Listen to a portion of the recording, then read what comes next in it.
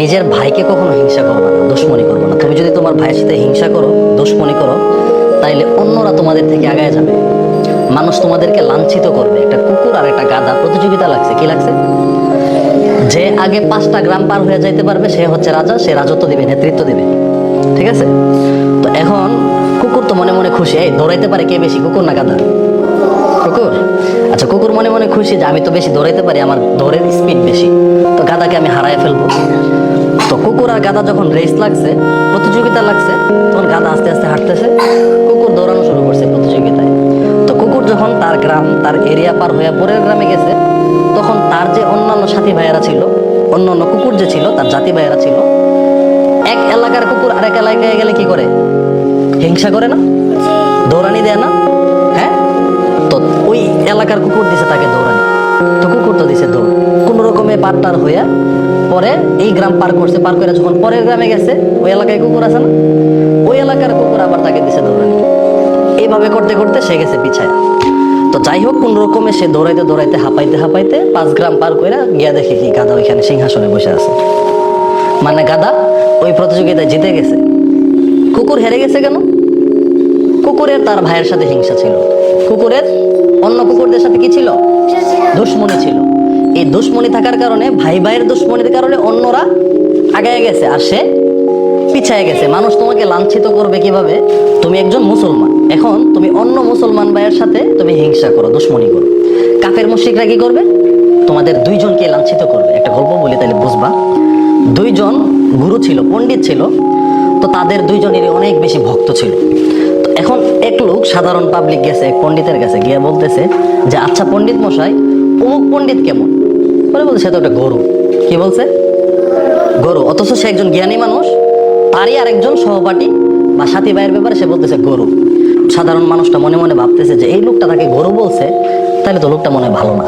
আচ্ছা ঠিক আছে, আমি তাইলে এই লোকের পরামর্শ নিব না, আমি ওই লোকের কাছে যাই, গিয়ে দেখি ওই লোকটা কেমন, ওই পণ্ডিত কেমন। ওই পণ্ডিতের কাছে গিয়া জিজ্ঞেস করতেছে যে আচ্ছা আপনি ওই পণ্ডিতকে কি মনে করেন? তো বলতেছে সে তো একটা ছাগল। কি বলছে? ছাগল। তো বেচারা মন খারাপ করে চলে গেছে বাসায়। বাসায় গিয়া খুব সুন্দর একটা দাওয়াতের আয়োজন করছে। দাওয়াতের আয়োজন করে 2 জন পণ্ডিতকে দাওয়াত দিছে। কি দিছে? দাওয়াত দিছে। দিয়া তারা যখন খাইতে বসছে, দস্তরখান বিছাইছে, একজনের সামনে দিছে ঘাস, আরেকজনের সামনে দিছে খের। খের মানে বন, ওই গরু খায় না, ওই খের দিছে। দেওয়ার পরে এখন 2 পণ্ডিত তো খুব চাইতে গেছে, এই তুমি আমাদের সামনে ঘাস আর খের দিলা কেন? তো পরে বলতেছে আপনি তাকে বলছেন গরু, গরু তো খের খায়, আর আপনি তাকে বলছেন ছাগল, ছাগলে তো ঘাস খায়।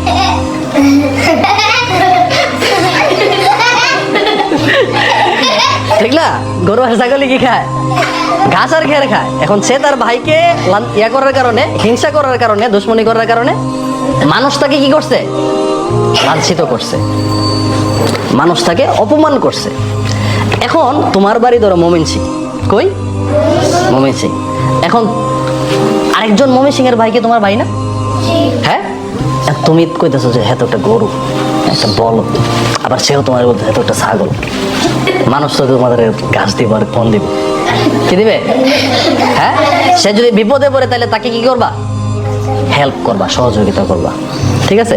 কেউ যদি তার ব্যাপারে জিজ্ঞেস করে যে তোমাদের এলাকার ওই লোকটা কেমন, তাহলে তার প্রশংসা করবা, তার যে গুণগুলো আছে সেগুলো মানুষের কাছে বলবা, জানা সে তো খুব ভালো। ঠিক আছে? সে আমার ভাই, আমার এলাকার ভাই। তোমার বাড়ি বরিশাল, তুমি কি আরেক বরিশালের ভাইয়ের ক্ষতি করবা? কি করবা? প্রশংসা করবা, সাহায্য করবা, হিংসা করবা না, দুশ্মনী করবা না। যদি হিংসা করো, যদি দুশ্মনী করো, তাইলে অন্যরা তোমাদের থেকে আগায় যাবে। যাদের বাড়ি কুমিল্লা তারা আগায় যাবে, যাদের বাড়ি নোয়াখালী তারা আগায় যাবে। ঠিক না? তোমরা বরিশালের মানুষ হিংসা করে করে পিছিয়ে যাবা, আর মানুষ তোমাদেরকে কি করবে? লাঞ্ছিত করবে। যদি একজন আরেকজনকে গরু বলো, আরেকজন আরেকজনকে ছাগল বলো, তাহলে কি করবে?